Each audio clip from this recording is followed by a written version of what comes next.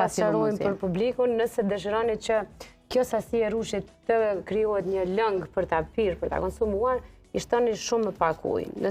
më shumë ujë. Ndërkohë, nëse doni ta përdorni në formë receli dhe ta ruani, i shtoni ujë pak, ta i mbetet sasia masa ma e trosh, edhe mund ta përdorni, mund ta ruajmë në ngrirje të thella, apo vetëm nëse dojmë e përdor lëngën në fjolla, nëse pasi që si kemi shtu sheqer, nëse dojmë e përdor tash, këto një muj afërsisht, muj me rujtë edhe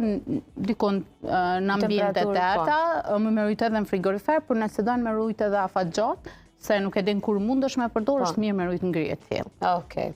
Për shembull, unë e preferoj, kur e bëjmë formë të lëngët, e ruaj edhe në ato kockat e akullit, edhe pastaj me në ujë ose në çaj e shtoj çdo herë kështu. Edhe rushin edhe boronicën e shfrytëzoj në forma të tilla. Interesant, një ide shumë e mirë, shumë praktike.